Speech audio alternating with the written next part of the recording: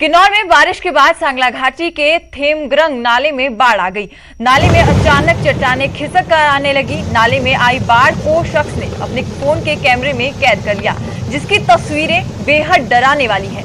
नाले में बड़े बड़े पत्थर खिसकते हुए नीचे की ओर आ रहे हैं, जिन्हें आप तस्वीरों में देख सकते हैं। गनीमत रही कि इन पत्थरों की चपेट में कोई आया नहीं। हालांकि बाढ़ के बाद ये किन्नौर की जो पूरी सड़क है वो पूरी तरह से बंद हो गई है।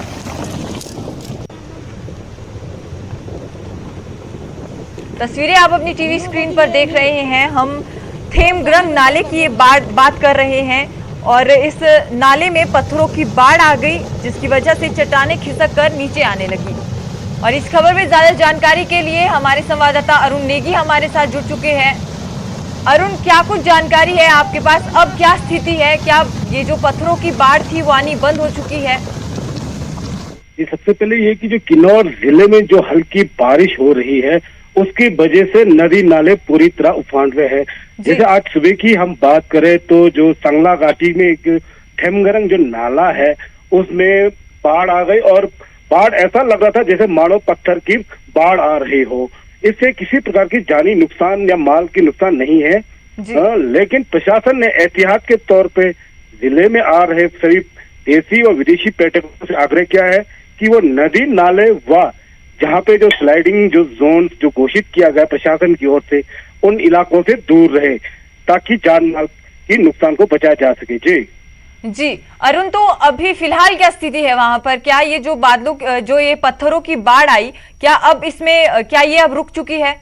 और जो सड़क थी क्या उसे प्रशासन द्वारा कुछ कहा गया है कि कितने वक्त बाद खोली जाएगी? जी, ये है कि जो सुबह जो थेमग्रंग में जो बाढ़ आई थी उसकी वजह से जो सड़क मार्ग है वो करीब 1.5-2 घंटे के लिए अवरुद्ध हुआ था, लेकिन मशीनरी द्वारा सड़क मार्ग को बहाल कर दिया गया है। और जहां तक ये जो नाले की बात है, इसमें अभी भी पानी जो है काफी ज्यादा बढ़ा हुआ है और यातायात लेकिन फिर भी सुचारू रूप से चला हुआ है। जी शुक्रिया अरुण, ज्यादा जानकारी के लिए। तो थेमग्रंग नाले में बाढ़ आई, जिसके बाद करीब 2 घंटे के लिए इस सड़क को बंद कर लिया गया था, लेकिन फिलहाल आवाजाही जारी है। आप तस्वीरें देख सकते हैं, कितनी खतरनाक ये तस्वीरें हैं। और ऐसे में प्रशासन की तरफ से फिलहाल हिमाचल में भूस्खलन की जिस तरह से स्थिति बनी हुई है, उसके बाद लोगों को नदी नालों से दूर रहने की जो एडवाइजरी है वो प्रशासन द्वारा जारी कर दी गई है।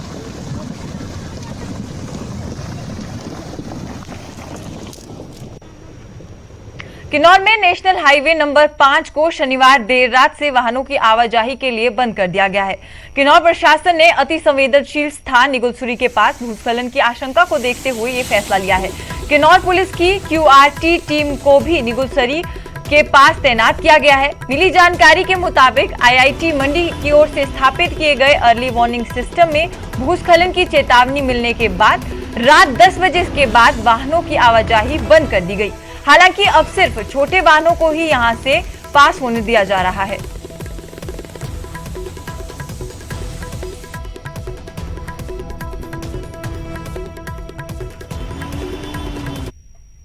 बिलासपुर में भारी बारिश से नौणी पंचायत में मकान गिर गया। वहीं दूसरी ओर चंडीगढ़ मनाली के साथ जुड़ा स्वारघाट सड़क मार्ग बारिश से खराब हो गया। भारी बारिश से इस सड़क मार्ग के कुठला में बड़ी बड़ी चट्टानें खिसक कर सड़क पर आ गई। हालांकि PWD विभाग इन चट्टानों को तोड़ने में जुटा हुआ है, लेकिन चट्टानें इतनी बड़ी हैं कि सड़क बहाली में कम से कम 3 दिन का समय लग सकता है।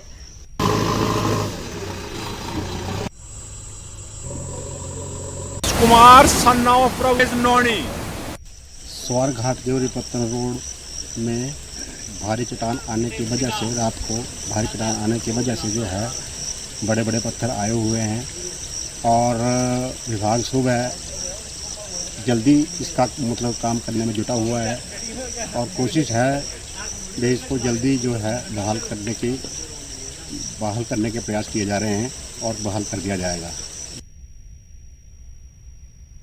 शिमला के कुमारसैन क्षेत्र में बीती रात बादल फटने से खूब तबाही हुई। कुमारसैन की ओर के शिवान छलौटा पंचायत में बादल फटने के बाद भारी नुकसान हुआ। इससे कई घरों में पानी घुस गया। इलाके की सभी सड़कें बंद हो गई है। किसानों के खेत तक इस बारिश में बह गए। जगह जगह भूस्खलन हुआ। इससे सेब के दानों से लदे पौधे भी पानी के तेज बहाव में बह गए। इतना ही नहीं, रात के वक्त पाउछी, नागाजुब्बड़ और शिवान में ओलावृष्टि भी हुई। इससे सेब और नाशपाती की तैयार फसल को भी भारी नुकसान पहुंचा है।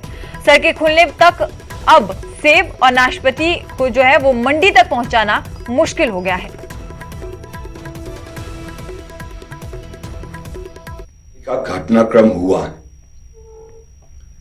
मैंने पिछली रात को ही एक्सिन महोदय को, जो कुमारसैन के हैं, उनको सूचित किया और मैंने उनसे प्रार्थना की कि कोशिश करें कि रात के समय ही रास्ता खोला जाए। लेकिन क्योंकि नालों में और जहां जहां से सड़क अवरुद्ध हुई थी, पत्थर गिरने का बहुत खतरा रहा, तो सिर्फ एक सड़क रात को यातायात के लिए खोला जा सका है। वो है लूरी से जो आगे ये सुन्नी के लिए सड़क जाती है, उसे तो खोल दिया गया, लेकिन अभी सारी सड़कें अवरुद्ध हैं। यह भी मैं जानता हूं कि नाशपाती का सीजन है, सेब भी शुरू हो चुका है। पहाड़ों के अलावा मैदानी इलाकों में भी बारिश ने भारी तबाही मचाई है। खबर पंजाब के मुक्तसर से है। मुक्तसर के गांव अटारी, गुलाबेवाला और फतड़वाला में ड्रेनेज सिस्टम फेल होने से सैकड़ों एकड़ फसल जगमग्न हो गई। साथ ही रिहायशी इलाकों में भी पानी घुस गया। कई खेतों में तो गले तक पानी जमा हुआ है। जो खेत कम किसी तरह तालाब की तरह नजर आ रहे हैं।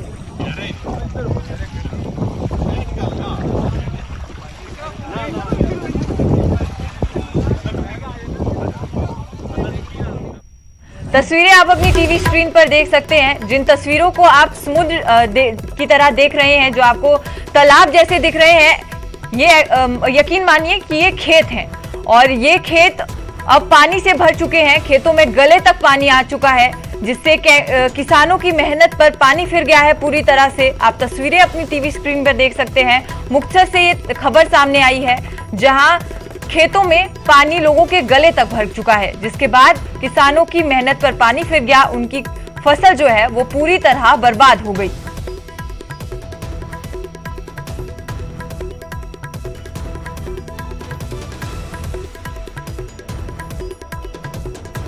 ਇਸ ਟਾਈਮ ਤੇ ਪਿੰਡ ਅਟਾਰੀ ਦੇ ਪੁਲ ਦੇ ਉੱਤੇ ਖੜੇ ਆ, ਜਿਹੜਾ ਕਿ ਸਵੇਰ 7 ਵਜੇ ਦੇ ਅਸੀਂ ਸਾਰੇ ਪ੍ਰਸ਼ਾਸਨਿਕ ਅਧਿਕਾਰੀਆਂ ਨੂੰ ਫੋਨ ਵੀ ਲਾ ਰਹੇ ਆ। ਕੋਈ ਫੋਨ ਨਹੀਂ ਚੱਕ ਰਿਹਾਗਾ, ਕੋਈ ਸਾਡੇ ਕੋਲੇ ਸਿਆਸੀ ਬੰਦਾ ਨਹੀਂ ਆਇਆਗਾ, ਕੋਈ ਸਾਡੇ ਕੋਲੇ ਪ੍ਰਸ਼ਾਸਨ ਨਹੀਂ ਆਇਆਗਾ। ਆਹ ਸਾਹਮਣੇ ਦੇਖੋ, ਆ ਪੂਰੇ ਅਟਾਰੀ ਪਿੰਡ ਆ ਤੇ ਸਾਰਾ ਡੁੱਬ ਚੁੱਕਿਆ, ਜਿਹਦੇ ਵਿੱਚ ਕਿ ਸਵੇਰ ਦੇ 7 ਵਜੇ ਤੋਂ ਲੈ ਕੇ ਅੱਜ ਹੁਣ ਤੱਕ 2 ਫੁੱਟ ਪਾਣੀ ਦਾ ਪੱਧਰ ਹੋਰ ਵੱਧ ਚੁੱਕਿਆ ਤੇ ਪਿੱਛੋਂ ਪਾਣੀ ਲਗਾਤਾਰ ਆਈ ਜਾਂਦਾ ਤੇ ਸ਼ਾਮ ਤੱਕ ਹੋ ਸਕਦਾ ਵੀ ਇਹ ਪਿੰਡ ਸਾਰਾ ਹੀ ਨਾਸਤਾ ਨਬੂਦ ਹੋ ਜੇ। ਇਸ ਕਰਕੇ ਵਾਰ-ਵਾਰ ਪ੍ਰਸ਼ਾਸਨ ਨੂੰ ਮੰਗ ਕਰੀ ਜਾਂਦੇ ਆ ਵੀ ਜੇ ਸਾਡਾ ਕੋਈ ਹੱਲ ਕੀਤਾ ਜਾਂਦਾ, ਜੇ 2 ਘੰਟਿਆਂ ਤੱਕ ਪ੍ਰਸ਼ਾਸਨਿਕ ਅਧਿਕਾਰੀ ਕੋਈ ਨਾ ਆਇਆ ਤੇ ਅਸੀਂ ਜਾ ਕੇ ਡੀਸੀ ਸਾਹਿਬ ਦੇ ਦਫ਼ਤਰ ਦੇ ਵਿੱਚ ਉਹਨਾਂ ਦਾ ਜਾਂ ਉਹਨਾਂ ਦੀ ਕੋਠੀ ਦੇ ਵਿੱਚ ਜਾ ਕੇ ਘਰਾਓ ਕਰਕੇ ਸਾਰਾ ਦਫ਼ਤਰ ਉਹਨਾਂ ਦਾ ਬੰਦ ਕਰਾਂਗੇ। ਇਹ ਹੈ ਕਿ ਜਦੋਂ ਕਿ ਸਾਡੇ ਘਰਾਂ 'ਚ ਪਾਣੀ, ਫਸਲਾਂ ਤਾਂ ਸਾਡੀਆਂ ਮਾਰੀ ਗਈਆਂ, ਪਰ ਸਾਡੇ ਘਰਾਂ 'ਚ ਪਾਣੀ ਵੜਨਾ ਸ਼ੁਰੂ ਹੋ ਗਿਆ। ਹੁਣ ਤੱਕ ਨਾ ਕੋਈ ਸਰਕਾਰ ਦਾ ਨੁਮਾਇੰਦਾ, ਨਾ ਕੋਈ ਪ੍ਰਸ਼ਾਸਨ, ਹੁਣ ਤੱਕ ਸਰਕਾਰ ਦੇ ਕੰਨ ਤੇ ਜੂੰ ਵੀ ਨਹੀਂ ਸਰਕੀ। ਹੁਣ ਤੱਕ ਇੱਥੇ ਕੋਈ ਨਹੀਂ ਪਹੁੰਚਿਆ। ਜਦੋਂ ਕਿ ਪਿੰਡ ਸਾਰਾ ਡੁੱਬ ਚੱਲਿਆ, ਪਾਣੀ ਪਿੰਡ 'ਚ ਵੜਨਾ ਸ਼ੁਰੂ ਹੋ ਗਿਆ। ਪਿੱਛੋਂ ਸਾਰੇ ਪਿੰਡਾਂ ਦੇ ਆਸੇ-ਪਾਸੇ ਜਿਹੜੇ 20-15 ਪਿੰਡ ਨੇ, ਸੜਕਾਂ ਵੱਡ ਪਾਣੀ ਗਾਂਹ ਕਲੀਆਂ ਦੇ ਅੱਗੇ ਗਾਂਕਲਾਂ ਨਾਰੇ, ਸੈਫਲ ਛੋਟਾ, ਪਾਣੀ ਨਿਕਾਸ ਨਹੀਂ ਹੁੰਦਾ। ਪਾਣੀ ਪਿੱਛੇ ਪਿੰਡ ਨੂੰ ਵੜਨਾ ਸ਼ੁਰੂ ਹੋ ਗਿਆ। ਹੁਣ ਤਾਂ ਲੋਕਾਂ ਦਾ ਨੁਕਸਾਨ ਹੈ ਤੇ ਹੁਣ ਤੱਕ ਕੋਈ ਪ੍ਰਸ਼ਾਸਨ ਇੱਥੇ ਪਹੁੰਚਿਆ ਨਹੀਂ ਸਾਡੇ ਕੋਲ। ਪ੍ਰਸ਼ਾਸਨ ਨੂੰ ਬੇਨਤੀ ਹੈ ਕਿ ਸਾਡੇ ਇੱਥੇ ਸੁਣਾਈ ਕਰਨ, ਇੱਥੇ ਲੜਾਈ ਵੀ ਹੋਊਗੀ, ਸਾਰਾ ਕੁਝ ਹੋਊਗਾ, ਕਿਉਂਕਿ ਪਿੱਛੇ ਲੋਕ ਸੜਕਾਂ ਵੱਡ ਪਾਣੀ ਸਾਰਾ ਅਟਾਰੀ ਨੂੰ ਗਲੀ ਨੇ, ਅਟਾਰੀ ਦਾ ਨਿਕਾਸ ਹੈ ਨਹੀਂ। ਇਹਦੇ ਖੱਪਿਆਂ ਵਾਲਾ ਵੀ ਮਰ ਚੱਲਿਆ, ਅਟਾਰੀ ਵੀ ਮਰ ਚੱਲੀ, ਅੱਧਾ ਗੁਲਾਬੇ ਦੀਆਂ ਫਸਲਾਂ, ਅੱਧਾ ਫੱਤਣ ਵਾਲਾ ਵੀ ਮਰ ਚੱਲਿਆ। ਫਸਲਾਂ ਤਾਂ ਮਰਨ ਵਾਲੀ ਮਰਨ। ਹੁਣ ਪਿੰਡ 'ਚ ਅਟਾਰੀ ਪਾਣੀ ਵੜਨਾ ਸ਼ੁਰੂ ਹੋ ਗਿਆ। इसी खबर पर ज्यादा जानकारी के लिए हमारे संवाददाता सूरज भान हमारे साथ जुड़ चुके हैं। सूरज भान, क्या कुछ जानकारी आपके पास? क्या अभी तक भी कोई सरकार का कोई अधिकारी वहां पर, प्रशासन का कोई अधिकारी वहां पर नहीं पहुंचा है? देखो, अगर बारिश की बात की जाए तो कल से रुक रुक कर बारिश हो रही है। बारिश के कारण जो पानी है, जल भराव है, वो खेतों में इतना हो चुका है कि खेतों का पानी गांव में पहुंचना शुरू हो गया है। अब गांव में भी स्थिति है, जो हालात है वो तनावपूर्ण बनते जा रहे हैं और जितना भी खेतों में पानी खड़ा है, उस पानी का जमावड़ा है जो गांव की ओर चलना शुरू हो गया है और कहीं ना कहीं लोग है काफी परेशान नजर आ रहे हैं, क्योंकि लोगों की पहले तो फसल खराब हो गई, फसल खराब होने के बाद अब वो पानी है घरों की ओर निकलना शुरू हो गया। कहीं ना कहीं लोग नाराज हैं, और क्योंकि अभी तक प्रशासन का कोई भी नुमाइंदा ना तो गाँव में पहुंचा, ना किसानों के खेतों में पहुंचा, जिसके चलते किसान और खासकर खासतौर पर जो जमींदार हैं, जो गांव के लोग हैं, वो काफी गुस्से में नजर आ रहे हैं। कह रहे हैं कि अगर प्रशासन का कोई नुमाइंदा उनके पास नहीं पहुंचता तो आने वाले समय में सरकार के खिलाफ, प्रशासन के खिलाफ धरना मुजाहरा करेंगे और डिप्टी कमिश्नर का घेराव करेंगे। जी शुक्रिया सूरज इस खबर पर ज्यादा जानकारी देने के लिए। तो मुक्तसर से एक खबर सामने आई जहां अब जो है पानी का फ्लो वो इतना बढ़ चुका है कि लोगों के घरों में पानी आना शुरू हो चुका है। हालांकि खेतों की तस्वीरें आप देख ही रहे हैं जो कि एक तालाब की शक्ल यहां पे ले ही चुके हैं, जिनमें 5 फीट तक का पानी भर चुका है।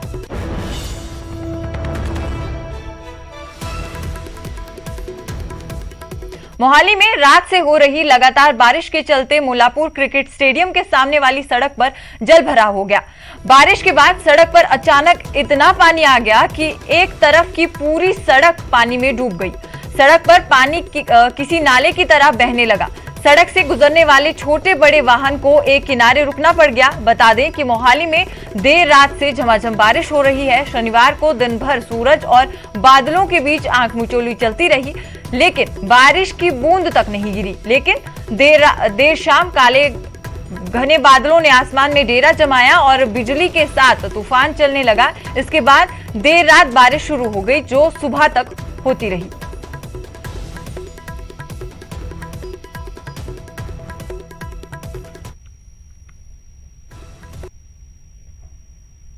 रुक करेंगे अगली बड़ी खबर का। आपको बता दें कि पुरानी पेंशन बहाली को लेकर संकल्प रैली निकाली गई है। संकल्प रैली कुल्लू में निकाली गई है, जहां पर कर्मचारियों का सैलाब उमड़ा। आपको बता दें कि हजारों की संख्या में यहां पर कर्मचारी पहुंचे। कर्मचारियों द्वारा सरकार को यहां चेतावनी दी गई है कि मानसून सत्र में विधानसभा का घेराव किया जाएगा। तो पुरानी पेंशन बहाली को लेकर यहां पर कर्मचारियों की तरफ से संकल्प रैली निकाली गई, जिसमें हजारों की संख्या में कर्मचारियों का सैलाब उमड़ा और उन्होंने सरकार को चेतावनी दी कि अगर कोई हल नहीं निकाला गया तो मानसून सत्र में कर्मचारियों द्वारा विधानसभा का घेराव यहां पर किया जाएगा।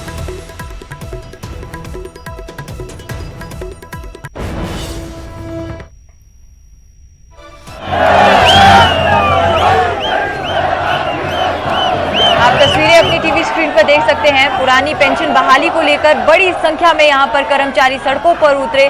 सरकार के खिलाफ लगातार नारेबाजी की गई और सरकार को यहां पर चेतावनी भी दी गई कि अगर हल ना निकला तो मानसून सत्र में विधानसभा का घेराव जो है वो कर्मचारियों द्वारा किया जाएगा।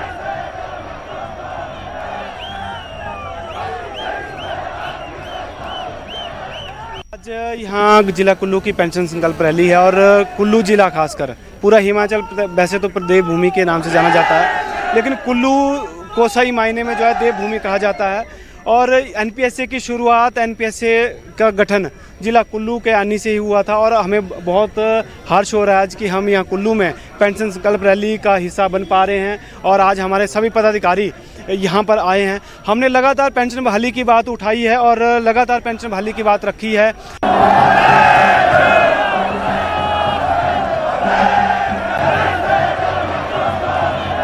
इसी खबर पर ज्यादा जानकारी के लिए हमारे संवाददाता तुलसी भारती हमारे साथ जुड़ चुके हैं। तुलसी, अब यहाँ पर कर्मचारियों का सब्र कबान टूटता हुआ नजर आ रहा है। एक बार फिर सरकार को यहाँ पर चेतावनी दे दी गई है कि मानसून सत्र में घेराव किया जाएगा, क्या कुछ जानकारी? हाँ जी बिल्कुल सुजाता, देखिए जिस तरह से लगातार जो है प्रदेश में जो न्यू पेंशन कर्मचारी है वो लगातार सरकार से यही मांग कर रहे हैं कि उनकी जो पुरानी पेंशन बहाली की जो मांग है वो जल्द बहाल की जाए। ऐसे में अगर बात करें तो लगातार जो है पूरे प्रदेश में कर्मचारी जो है धरने प्रदर्शन कर रहे हैं। और ऐसे में कुल्लू जिला की बात करें तो कुल्लू जिला में भी आज पेंशन संकल्प रैली की यहाँ पर आयोजन किया गया है, जिसमें हजारों की संख्या में जो है बड़ी संख्या में प्रदेश सरकार के जो विभिन्न विभागों में जो न्यू पेंशन स्कीम के तहत जितने भी कर्मचारी आते हैं वो जो है आज सड़कों पे उतरे हैं और कहीं ना कहीं एक बड़ा जनसलाभ जो है कर्मचारियों का वो सड़कों में उतर गया है, जिसके बाद प्रदेश सरकार को यहाँ से सीधी चेतावनी दी है कि आने वाला जो मानसून सत्र है उससे पहले जो है कहीं ना कहीं सरकार जो है इन कर्मचारियों की जो लंबे समय से जो मांग है पुरानी पेंशन बहाली की, उस पर जो है गौर किया जाए, सरकार की तरफ से जल्द जो है कोई न कोई निर्णय ले जाए। अन्यथा जिस तरह से लगातार जो है पिछले विधानसभा सत्र में भी बड़ी संख्या में जब लगभग 50,000 से अधिक जो कर्मचारी थे वो जो है वो विधानसभा घेराव के लिए निकले थे, तो इस बार भी इस तरह की चेतावनी जो है न्यू पेंशन कर्मचारी महासंघ की तरफ से दी गई है कि सरकार ने अगर जिस तरह से लगातार जो है अनदेखी की है कर्मचारी को, उसके चलते कहीं ना कहीं इस बार भी जो है सरकार को सीधा यहाँ पर जो है एक ये जो हुंकार जो कर्मचारियों ने भरी है। उसके साथ अगर बात करें तो पिछले 2 दिन पहले जो है जिस तरह से झारखंड में जो पुरानी पेंशन बहाली की सरकार ने की है, उसके चलते अब देश भर की अगर बात करें तो 4 ऐसे राज्य हैं जहां पर पुरानी पेंशन बहाल जो है सरकार ने की है और वहां के जो कर्मचारी है उनके जो भविष्य है उसको सुरक्षित किया है। तो कहीं ना कहीं प्रदेश सरकार को भी लगातार ये जो जितने भी न्यू पेंशन कर्मचारी है वो दबाव डाल रहे कि सरकार जो है लगातार उनकी मांगों को गौर करे। जिस तरह से अगर बात करें तो आज जो इस संकल्प रैली के माध्यम से जितने भी कर्मचारी नेता थे उन्होंने एक बात सीधे तौर पर कही है कि जब प्रदेश के जो विधायक है या उनको जो है पुरानी पेंशन मिलती है तो कर्मचारी को क्यों नहीं। तो बात ये ठीक भी है कि जिस तरह से लगातार जो है कहीं ना कहीं कर्मचारी जो है पूरे जीवन भर एक सरकार को अपना समय पूरे जीवन भर जो है काम करते हैं, लेकिन वो जो है उनको लिए पुरानी पेंशन जो है वो नहीं है। लेकिन जिस तरह से 5 साल के लिए जो आप विधायक या फिर मंत्री बनते हैं उनको जो है पुरानी पेंशन बहाली का जो लाभ है, तो इस बार भी अगर बात करें तो कुल्लू जिला जो देवभूमि कुल्लू जिला से जो भगवान रघुनाथ की नगरी है, यहाँ से सीधा जो है सरकार को चेतावनी जो है न्यू पेंशन कर्मचारियों ने दी है कि सरकार ने अगर आने वाले समय में जो पुरानी पेंशन बहाली की जो मांग है वो पूरी नहीं की तो एक बड़ा आंदोलन जो एक बार फिर मानसून सत्र में, जिस तरह से हिमाचल प्रदेश का जो मानसून सत्र है वो 10 तारीख से शुरू होगा, तो कहीं ना कहीं एक बार फिर जो है सीधी चेतावनी सरकार को यहाँ से दी जा रही है कि अगर इस बार भी अनदेखा सरकार ने किया, क्योंकि चुनावी वर्ष है, कहीं ना कहीं कर्मचारियों को लगता है कि इस बार सरकार जो है उनकी जो मांगे है उनको पूरा करेगी। जी सुजाता जी, शुक्रिया तुलसी ज्यादा खबर पर ज्यादा जानकारी देने के लिए। तो कुल्लू में कर्मचारियों का सैलाब उमड़ा। आपको बता दें कि हजारों की संख्या में यहां कर्मचारी पहुंचे और इस बार कर्मचारियों की तरफ से चेतावनी सरकार को दी गई है। 10 तारीख से शुरू होने वाले मानसून सत्र को लेकर यहां पर कर्मचारियों ने चेतावनी दी है कि मानसून सत्र में भी घेराव यहां उनके द्वारा विधानसभा का किया जाएगा।